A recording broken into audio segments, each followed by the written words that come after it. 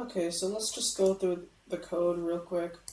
Um, so over these past 3 sessions, I think it's just 3 days, or maybe it's not. I've lost count, but it's definitely 3 sessions of coding.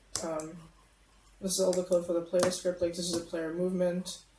Um, this is for if the player gets hit.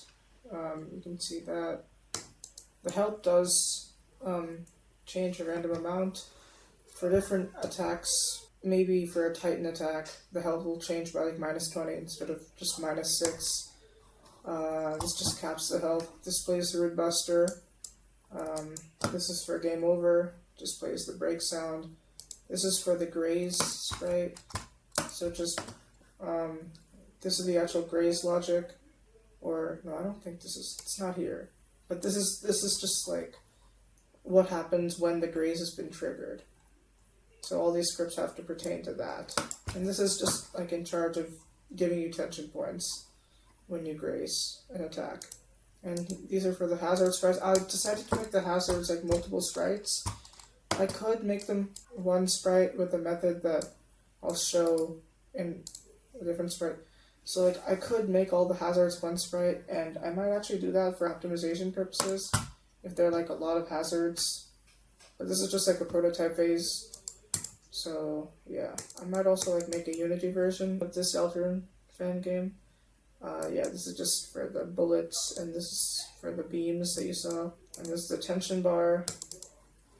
And actually, I think this is where the graze logic is done. So it uses distance instead of like to check if it's touching, because if you just do an ordinary touching collision block, it gets way too sensitive. You have to be way too close to the attack, so you might accidentally risk getting hit.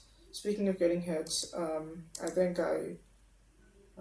I said if invincible is less than 1, this means that you can't already be hit by an attack. Like if you're hit by an attack, you just won't get any tension points for the time, for like a couple seconds after you get hit. That's just animation for Kris. That's just the enemy, which is my OC. And yeah, this is the block that I typically use to create objects. you have a lot of costumes here for all the buttons and Kris's text, which I should really put.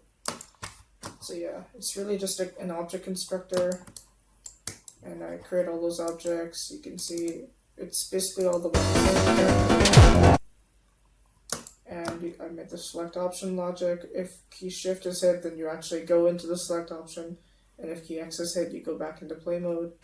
And in select mode, you can use DNA to navigate through the options. I just store in the list, and if you can select an option by clicking Z. Right now, only the defend button works. I think the next one I'll get to work is fight, and then mercy, mercy is just a simple state change. So mercy next, then maybe fight, then item. Item is tricky because like item, I have to like pop up in a whole new menu for that. And then like act, because act requires like extra voice lines. It's the most complex of the bunch. Because there are like a whole bunch of acts, right? And this is the health bar for Kris. This took a lot of time to get all these numbers correct. But yeah, that's it for this progress report. Bye.